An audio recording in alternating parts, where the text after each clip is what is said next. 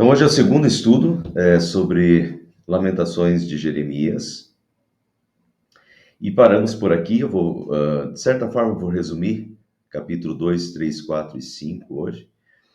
É um livro curto, são só 5 capítulos, e pegar a moral da história, né? Entender o que está acontecendo, qual é a moral da história, e daí a gente consegue entender o livro com facilidade.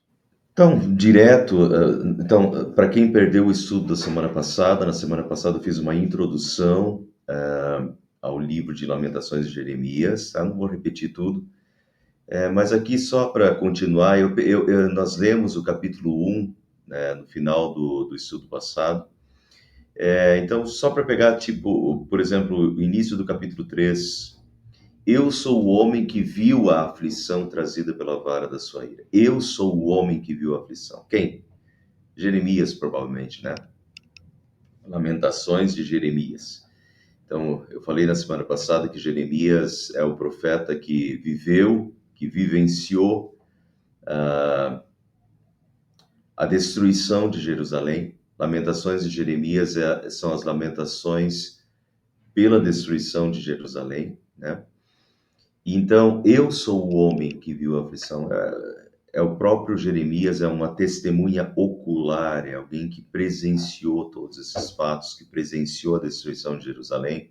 Eu sou o homem que viu a aflição trazida pela vara da sua ira.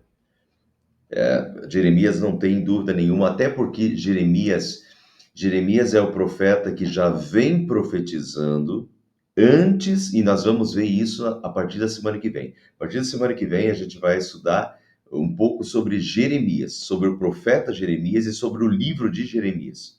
Agora a gente está vendo Lamentações de Jeremias. Mas então Jeremias é aquele que vem antes e que vem anunciando, é o profeta de Deus que vem anunciando a destruição, que vem anunciando, conclamando o povo ao arrependimento, porque senão o castigo de Deus viria. Mas o povo não se arrependeu e o castigo de Deus veio. Então, eu sou o homem que viu a aflição trazida pela vara da sua ira. É a ira de Deus, é o castigo de Deus.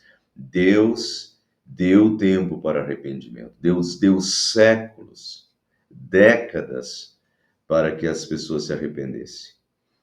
Mas esse é o momento da destruição de Jerusalém, é o momento da vara, a vara na mão, né?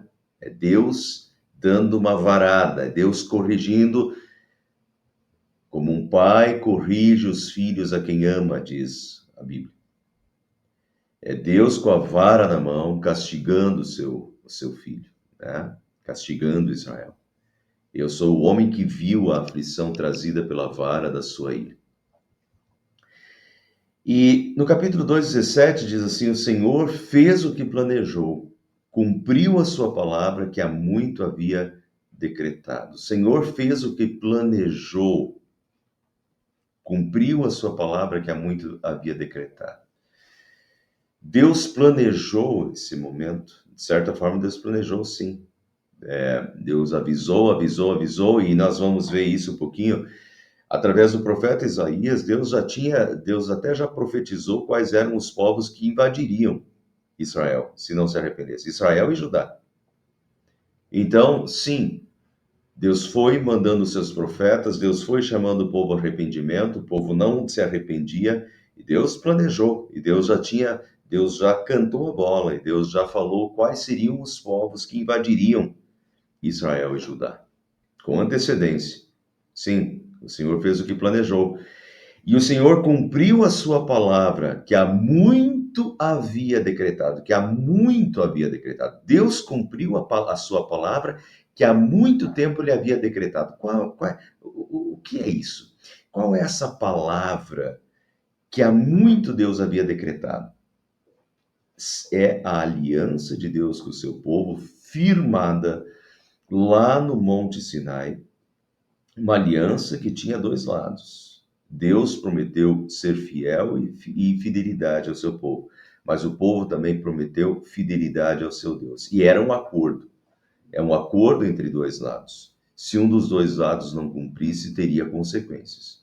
E Deus colocou isso muito claramente. Vejam, Deus cumpriu a sua palavra.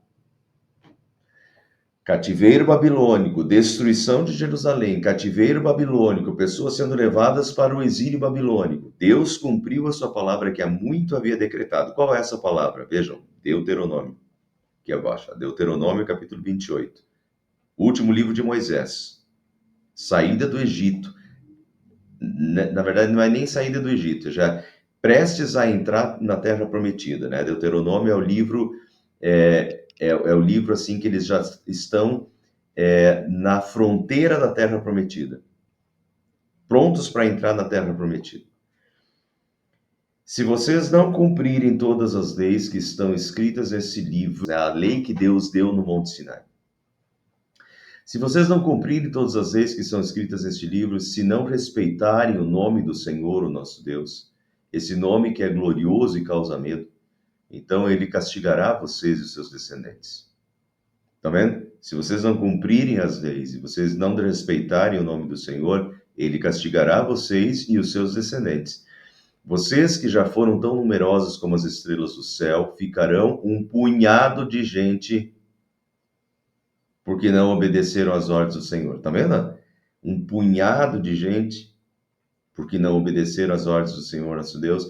Assim como o Senhor tinha prazer em abençoá-los e fazer com que aumentassem em número, assim também terá prazer em castigá-los e destruí-los.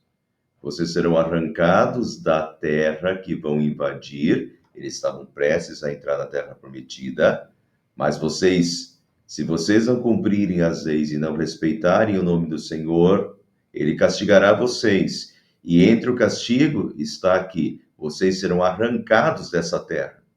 Vocês serão arrancados da terra prometida. Da terra que vão invadir, porque eles não tinham invadido a terra prometida ainda. E que vai ser de vocês? O Senhor Deus os espalhará, cativeiro babilônico, os espalhará por todos os países. Vamos lembrar? Reino do Norte, vieram os assírios e pulverizaram o povo, tiraram o povo dali, pulverizaram o Reino do Norte, né? E depois foi a vez do Reino do Sul de Judá, em que os babilônios vieram e levaram a maior parte da população, levaram como escravos, cativos, né, para a Babilônia. Foram tirados da terra prometida. Exatamente a profecia de Deuteronômio. Vocês serão arrancados da terra e o Senhor Deus os espalhará por todos os países, de uma ponta do mundo à outra, né? Então, essa é a questão aqui. O Senhor fez o que planejou e o Senhor cumpriu a sua palavra que há muito havia decretado. A questão é a fidelidade, pessoal. Fidelidade a Deus, né? Se vocês cumprirem as leis e respeitarem o nome do Senhor, é fidelidade, é comunhão com Deus. Esse é o mais básico de tudo e sempre é a mesma questão. A questão de aliança com Deus, da nossa aliança com Deus, é uma aliança de fidelidade, em que Deus promete e Deus é fiel, mas Deus espera também fidelidade da nossa parte para com Ele, né? Obediência, respeito ao nome de Deus, né? Vamos ler um pouquinho do capítulo 2. Vejam, ver Jerusalém em chamas. Então, Jeremias foi uma testemunha ocular, ele presenciou isso tudo. E ver Jerusalém em chamas impacta profundamente Jeremias e fica evidente nas lamentações. Essa visão, né? O que ele presenciou, que eles botaram fogo no templo, botaram fogo nas casas, no palácio, queimaram a cidade, destruíram os muros. Isso assim transparece agora no livro de Lamentações. Vejam aqui no capítulo 2. O Senhor cobriu a cidade de Sião, o monte Sião, né? Outra forma de falar de Jerusalém. O Senhor cobriu a cidade de Sião com a nuvem da sua ira. O que é a nuvem da sua ira? É a nuvem de fumaça por causa do fogo. A nuvem de fumaça. Essa é a nuvem da sua ira. O Senhor cobriu a cidade de Sião com a nuvem da sua ira. Lançou por terra o esplendor de Israel, que se elevava para os céus. Não se lembrou do estrado dos seus pés no dia da sua ira. O estrado dos seus pés, o esplendor de Israel era a cidade de Jerusalém. O estrado dos pés de Deus, o estrado, onde Deus colocava os seus pés, onde Deus estava, né? O estrado dos pés de Deus, assim, com mais especificidade, era a Arca da Aliança, né? Ali era o trono de Deus, era o estrado dos seus pés. Então Deus habitava na cidade santa, Deus habitava em Jerusalém, Deus habitava no templo e a cidade santa era o estrado dos pés de Deus. Mas Deus lançou por terra o esplendor de Israel e Deus não se lembrou do estrado dos seus pés no dia da sua ira. Sem piedade, o Senhor devorou todas as habitações de Jacó, devorou as habitações. Os babilônios botaram fogo em todas as casas. Sem piedade o Senhor devorou, mas veja que Deus, ele não coloca que foram os babilônios. Os babilônios estão a serviço de Deus, do castigo divino. Ele reconhece isso claramente. O Senhor devorou as habitações de Jacó. Em sua ira destruiu as fortalezas da filha de Judá. Destruiu as fortalezas, os muros foram quebrados. Derrubou ao chão e desonrou o seu reino e os seus líderes. Não tinha mais reino, não tinha mais líderes, porque os líderes foram deportados e levados como escravos para a Babilônia. Em sua flamejante, vejam aqui a comparação com ouro, com fogo flamejante, com chamas de fogo, né? Flamejante. Em sua flamejante ira cortou todo o poder de Israel, retirou a sua mão direita diante da aproximação do inimigo. Tirou a sua mão direita, a mão direita é a mão de bênção de Deus, mas Deus tirou a mão de bênção. Deus tirou a sua mão direita, não tem mais bênção. E quando Deus tira a sua mão de bênção, de proteção e de cuidado, então o povo, né, já não tem mais proteção de Deus. E foi isso que aconteceu. Retirou a sua mão direita diante da aproximação do inimigo, queimou o fogo de novo, queimou Jacó com fogo ardente que consome tudo ao redor. Eu vejo como a linguagem de Lamentações de Jeremias é a linguagem de alguém que presenciou as chamas, né? Jerusalém em chamas, o templo em chamas, as casas em chama, tudo em chama, muros derrubados e tudo isso, toda essa situação, né, da destruição de Jerusalém transparece a cada frase de Lamentações de Jeremias. O Senhor é como um inimigo. Ele tem devorado Israel, tem devorado todos os seus palácios e destruído as suas fortalezas, a destruição da cidade, né? Tem feito multiplicar os prantos e as lamentações da filha de Judá. Ele destroçou, agora veja, ele destroçou a sua morada. Qual é a morada de Deus? O templo, que foi queimado. Ele destroçou a sua morada, como se fosse um simples jardim. Destruiu o seu local de reuniões, templo. O Senhor fez esquecidas em Sião as suas festas fixas e seus sábados. Não tinha mais sacrifício, né?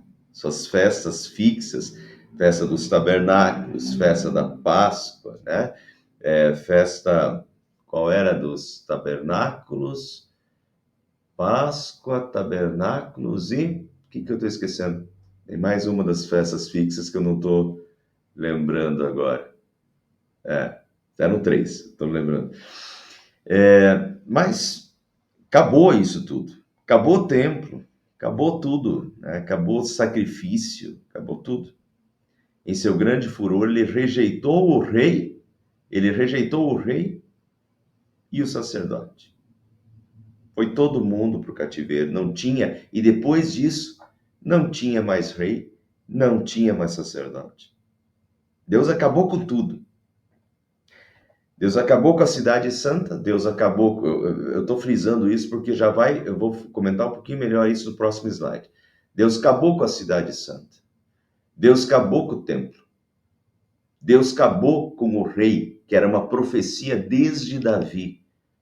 que os descendentes de Davi ocupariam o trono. Isso era uma aliança de Deus com Davi. Deus acabou com o rei, não tinha mais rei em Israel. Eles estão agora nas mãos dos babilônios, não tem mais rei, não tem mais sacerdote, que é um intermediário entre Deus e os homens. Não tem mais sacerdote, não tem mais sacrifício, não tem mais festa, não tem mais ritual. O Senhor rejeitou o seu altar e abandonou o seu santuário. Entregou aos inimigos os muros dos seus palácios. Pessoal, acabaram-se as promessas e as muletas. O comentário da Bíblia de Estudo da Nova Tradução na linguagem de hoje diz assim: com a conquista de Jerusalém, ruíram as promessas feitas por Deus a Davi, de que sempre seria um sucessor de Davi, que estaria no trono. Era a promessa. Depois de toda a infidelidade, Deus, acabou com isso. Não tinha mais rei, não tinha mais sucessor de Davi. Acabou a promessa da graça divina. Agora não havia mais reino, o reino de Judá, cuja capital é a cidade santa de Jerusalém. Tudo isso, pessoal, era a bênção divina. O povo abandonou Deus e Deus acabou com as muletas. Não tinha mais descendente de Davi no trono. Acabou isso. Não tinha mais reino. Não tinha mais, Não tem mais reino, não tem mais rei, não tem mais templo.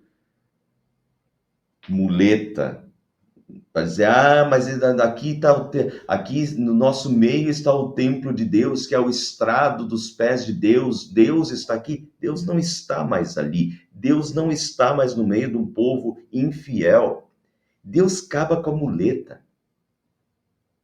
Nem sacerdote, nem profeta.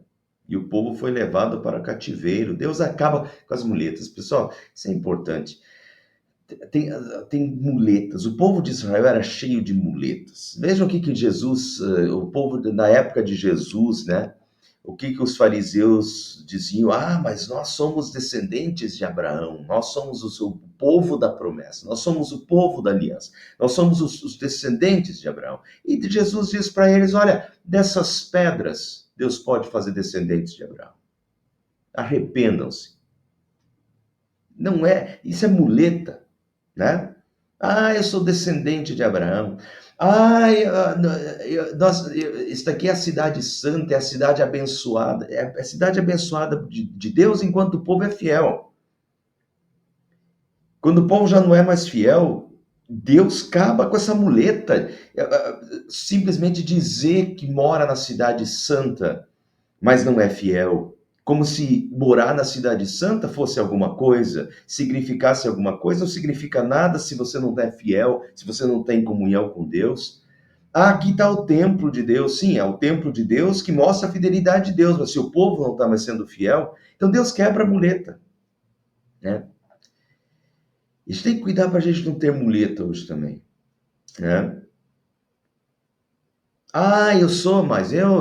Eu fui batizado. Foi batizado, mas nunca aparece na igreja. Foi batizado, mas vive uma vida porca e miserável, afastada de Deus. Mas foi batizado. E daí? Isso é muleta.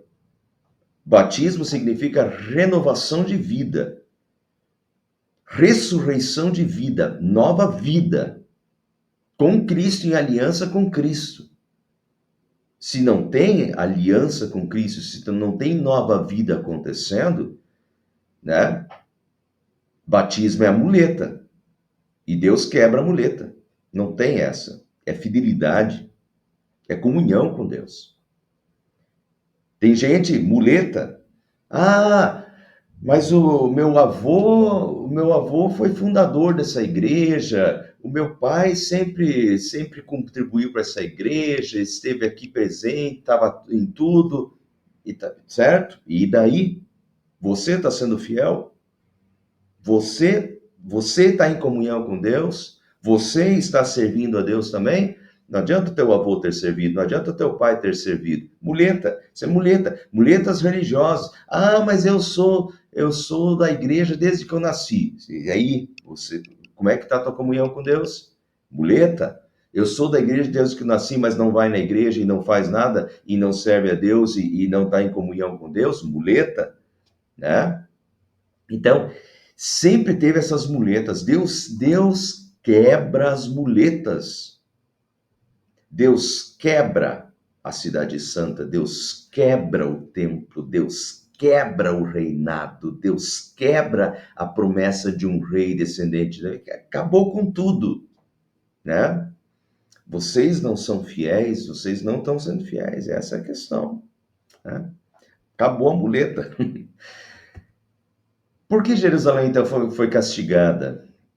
Por causa da rebelião contra Deus. Lamentações 1,18 diz: O Senhor é justo, mas eu me rebelei contra a sua ordem. Essa é o reconhecimento, né? O Senhor é justo, mas quem errou fui eu. Eu me rebelei contra a sua ordem. E esse é o reconhecimento que a gente tem que ter. O Senhor sempre é justo, mas a gente se rebela contra a sua ordem. O problema está em mim, o problema não está em Deus, né? Segundo, porque eles acreditaram em falsos profetas. Lamentações 2,14 diz: as visões dos seus profetas eram falsas e inúteis. Eles não expuseram o seu pecado para evitar o seu cativeiro. Eles não expuseram o seu pecado para evitar o cativeiro. O compromisso dos profetas era anunciar a palavra de Deus, era mostrar o pecado do povo. Mas o que os profetas estavam fazendo? As profecias eram falsas e inúteis. Eles estavam enganando o povo. Eles falavam o que o povo queria ouvir. Eles não expuseram o seu pecado. Os profetas não mostraram o pecado para evitar o cativeiro. Se eles tivessem mostrado o pecado e o povo pudesse se arrepender dos seus pecados, não teria vindo o castigo. Mas os profetas, né, com as suas profecias falsas e inúteis, falando o que o povo queria ouvir e não o que Deus anunciava, não expuseram o pecado. Com isso, o povo não se arrependeu e veio a destruição. Por isso, mais culpados do que o próprio povo, o povo tem sua culpa, mas Deus acusa os profetas também, que não fizeram o seu papel. Vejam, Jeremias antes de acontecer a destruição de Jerusalém, qual é a profecia de Jeremias? Deus através de Jeremias. Senhor Todo-Poderoso diz ao povo de Jerusalém: não escutem os profetas, o que os profetas dizem, pois eles estão iludindo vocês com falsas esperanças. Dizem coisas que eles mesmos inventam e não aquilo que eu falei. Eles continuam dizendo aos que desprezam a minha mensagem: tudo irá bem. Estão vendo? Eles continuam dizendo aos que desprezam a minha mensagem. As pessoas desprezavam a mensagem de Deus e o que os profetas diziam? Ah, tá tudo bem, tudo irá bem. E dizem aos teimosos: a desgraça não cairá sobre vocês. Estão entendendo? Eles diziam o que as pessoas queriam ouvir. Em vez de pregar e mostrar o pecado das pessoas e dizer: se vocês não se arrependerem, o castigo virá sobre vocês. Vocês têm que se arrepender dos seus pecados? Não, o que esses falsos profetas diziam? Não, tudo vai bem, tudo irá bem, a desgraça não vai cair sobre vocês. Provavelmente, se fosse hoje, já, porque Deus é graça e porque Deus é amor, isso não vai acontecer. Compreende? Então eu disse, diz Deus: qual desses profetas algum dia conheceu os pensamentos secretos do Senhor? Será que algum deles viu ou ouviu a palavra do Senhor? Qual deles deu atenção à sua mensagem e obedeceu? Jeremias 23:10. A terra está cheia de adultérios, o povo vive pecando e gasta suas forças à toa. Por causa da maldição divina, a terra chora e os pastos estão secos. E o Senhor diz: os profetas e os sacerdotes não querem saber de mim. Eu os peguei fazendo mal no próprio templo. Quer dizer, os líderes religiosos estão desse jeito. Mas vejo que os profetas de Jerusalém fazem pior ainda, cometem adultério, dizem mentiras, ajudam os outros a fazerem o mal, e assim ninguém para de fazer o que é errado. Tá vendo? Assim ninguém para de fazer o que é errado. Quando não há uma pregação que acuse o pecado e que mostre que é pecado, as pessoas continuam fazendo o que é errado. Porque não há conhecimento do erro. Em Oséias, Deus diz: o meu povo está sendo destruído por falta de conhecimento. E essa é a questão. Ninguém para de fazer o que é errado porque os profetas estão dizendo: ah, tá tudo bem, tá tudo bem. Não tá tudo bem. Deus está mostrando o errado e Deus envia os profetas justamente para mostrar o erro às pessoas, né? Mas eles não, ninguém para de fazer o que é errado. Para mim, todos eles são como a cidade de Sodoma. A prostituição, Sodoma era a questão do homossexualismo, né? Dessa prostituição nesse sentido de infidelidade, né? São como a cidade de Sodoma, a prostituição religiosa. São tão maus como o povo de Gomorra. E dá uma comparação bem dramática. Quem eles? Os profetas ou sacerdotes que não falavam a verdade, né? E terceiro, então, por que foi castigado? Eu já mostrei um pouquinho disso, desvio dos sacerdotes. Dentro da cidade foi derramado o sangue dos justos, por causa do pecado dos seus profetas e das maldades dos seus sacerdotes. Então, pessoal, justamente os responsáveis pela palavra de Deus, os profetas e os sacerdotes, estavam corrompidos e já não eram mais fiéis. E aqui um alerta. Segundo Timóteo 4,3 diz: vai chegar o tempo que as pessoas não vão dar atenção ao verdadeiro ensinamento, mas seguirão seus próprios desejos e arranjarão para si mesmos uma porção de mestres, que vão dizer a elas o que elas querem ouvir. E tem muito pastor dizendo aí o que as pessoas querem ouvir, e não a palavra de Deus. Estão dizendo: não, Deus é graça, Deus é amor, não tem problema, Deus perdoa, quando na verdade deveriam estar dizendo: olha, arrependam-se dos seus pecados, para que, né, Deus não os condene, aqui e eternamente. E é muito fácil isso daqui. As pessoas arranjam uma porção de mestres que vão dizer a elas o que elas querem ouvir. Só uma mensagenzinha, né, legal, tá tudo bem, né? E não o que Deus disse, e não mostram o pecado que pode, na verdade, salvar o povo, porque o que Deus quer com a sua palavra é que o povo reconheça o seu pecado e se arrependa do seu pecado e possa viver em comunhão com o Senhor. Mas quando esses mestres agradam as pessoas, afagam as pessoas e já não pregam mais o que tem que pregar e a palavra de Deus, então as pessoas já não sabem mais o erro, já não reconhecem o seu erro, acham que está tudo bem, né? E daí vão ser condenadas. Isso que aconteceu com o povo de Israel. Então, com isso eu quero dizer, olha, prestigiem os pastores e incentive os pastores a pregar a palavra de Deus. E confiram sempre se o que os pastores estão pregando é a palavra de Deus. E se é a palavra de Deus, por mais que isso seja, às vezes incomode, porque incomoda o nosso erro, incomoda o nosso pecado, mas é isso que a gente precisa ouvir. Então, dê os parabéns para o pastor no final do culto, porque ele pregou a palavra dele, que era o que a gente precisa para se arrepender, para nos arrepender e viver em comunhão com Deus. Eles são profetas de Deus e eles têm essa incumbência de mostrar o pecado, de pregar o que é bíblico, né? E não ficar afagando egos e fazer mensagenzinha água com açúcar, né? No púlpito. Lamentações 3, 15 a 20, Deus diz, é o reconhecimento do castigo divino, né? Isso fica bem claro. Deus me encheu de comidas amargas, me fez beber fel até eu não poder mais. Ele esfregou o meu rosto no chão, quebrou os meus dentes nas pedras. Essa comparação, né, de Deus me quebrando a sua cidade, né, castigando. Eu já não sei mais o que é paz, esqueci o que é felicidade, não tenho muito tempo de vida e a minha esperança no Senhor acabou. Eu lembro da minha tristeza e solidão, das amarguras, dos sofrimentos, penso sempre nisso e fico abatido. Claro, porque está sendo castigado, está sob o castigo divino, é péssimo, é ruim, né? O castigo. Mas, daí, mas a esperança volta quando eu penso no seguinte: o amor do Senhor Deus não se acaba e a sua bondade não tem fim. Esse amor e essa bondade são novos todas as manhãs. E como é grande a fidelidade do Senhor. Deus é tudo que eu tenho, por isso eu confio nele. O Senhor é bom para todos os que confiam nele. O melhor é ter esperança e aguardar em silêncio a ajuda do Senhor.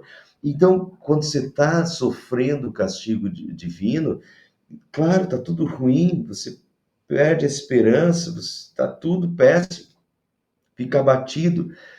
Mas então a esperança volta quando? A esperança volta quando se diz: não, mas o amor do Senhor Deus não se acaba. A sua bondade não tem fim. O seu amor e a sua bondade são novos todas as manhãs. E como é grande a fidelidade do Senhor. Entende? Então, se lembra da fidelidade do Senhor, se lembra do amor de Deus. E que o prazer de Deus não é de destruir, o prazer de Deus é de salvar. Então, o que, que tem que acontecer, pessoal? Reconhecimento do pecado e pedido de perdão. Não é da boca do Altíssimo que vem tanto as desgraças como as bênçãos? Como pode um homem reclamar quando é punido por seus pecados? Está recebendo o que merece. Examinemo-nos e coloquemos à prova os nossos caminhos. E depois voltemos ao Senhor. Conversão de vida, falei sobre isso na semana passada. Voltemos ao Senhor. Coloquemos à prova os nossos caminhos maus, vamos perceber o que a gente está fazendo de errado e voltemos ao Senhor. Voltemos, conversão de vida, né? Levantemos o coração e as mãos para Deus, que está nos céus, e digamos: pecamos e nos rebelamos. Reconhecimento. Vamos perceber os nossos caminhos errados, vamos voltar ao Senhor, vamos levantar o coração e as mãos para Deus, que está nos céus, e dizer: Senhor, nós pecamos e nos rebelamos, perdoa-nos. Quando Deus nos faz sofrer, devemos ficar sozinhos, pacientes e em silêncio. Devemos nos curvar humildes, pois ainda pode haver esperança. Quando somos ofendidos, não devemos reagir, mas sim suportar todos os insultos. O Senhor não rejeita ninguém para sempre.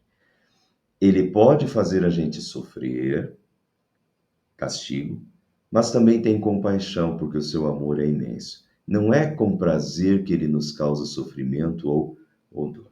Então, aqui está, Lamentações de Jeremias é um belíssimo livro que mostra o arrependimento, o que é necessário. O povo foi castigado por falta de arrependimento, por falta de fé, por falta de fidelidade a Deus. Veio o castigo. Mas, então, o livro de Lamentações de Jeremias nos mostra também que o prazer de Deus não é castigar. Não é com prazer que ele nos causa sofrimento ou dor. Isso é uma correção paternal do Pai que nos ama. Mas não é um prazer de Deus fazer isso. Então a gente lembra do amor de Deus, que o amor do Senhor se renova a cada dia. E o que a gente precisa fazer então? Não é que Deus deixou de nos amar e nos abandonou. O que nós temos que fazer é nos arrepender, pedir, reconhecer o nosso pecado, pedir perdão a Deus de todo o coração. E então, sim, a graça e as bênçãos divinas voltam para a nossa vida, né? Para terminar o estudo de hoje, esse comentário é da Bíblia de Estudo da Reforma. Eu gostei do comentário. Ele resume, de certa forma, esse livro dizendo o seguinte: ler e estudar poemas de lamentação, como é o livro de Lamentações de Jeremias, pode parecer algo tolo numa época em que os pregadores populares enfatizam a alegria e a prosperidade, e os psicólogos propagam um viver sem culpa. No entanto, é exatamente por isso que as palavras de Jeremias têm tanto a nos dizer. Elas apontam francamente o peso esmagador do pecado, a consequência do pecado, o castigo, né, e da culpa humana. O livro de Lamentações nos revela a consequência de ignorarmos a confissão dos nossos pecados e o arrependimento diário. Mas, igualmente, Lamentações de Jeremias também proclama com firmeza que o imutável amor do Senhor nunca cessará, mesmo em meio aos piores sofrimentos. Mostra o castigo divino, mostra a necessidade de arrependimento, a necessidade de confissão de pecados, mas mostra também a graça e a misericórdia divina quando há arrependimento, quando há confissão, quando há busca sincera de comunhão com Deus, que é tudo que Deus deseja. Perfeito? Então, aqui está o resumo de Jeremias, de Lamentações de Jeremias, né? Estudo da semana passada, estudo dessa semana de hoje. Na semana que vem, nós vamos começar Jeremias. Começar, assim, como eu falei, é bem resumido, é só uma noção geral dos livros, tá? Aproveitando aí o nosso estudo do cativeiro babilônico, né? Que a gente já entende o período, a gente está só dando uma rápida olhada nesses três livros, Lamentações de Jeremias, que é dessa época, né, da destruição de Jerusalém, onde começa o cativeiro babilônico. Semana que vem vamos começar Jeremias, vai ser 2 ou 3 estudos sobre Jeremias, e depois vamos pegar Ezequiel, que também é do mesmo período da destruição de Jerusalém, Ezequiel com mais 2 a 3 estudos, tá?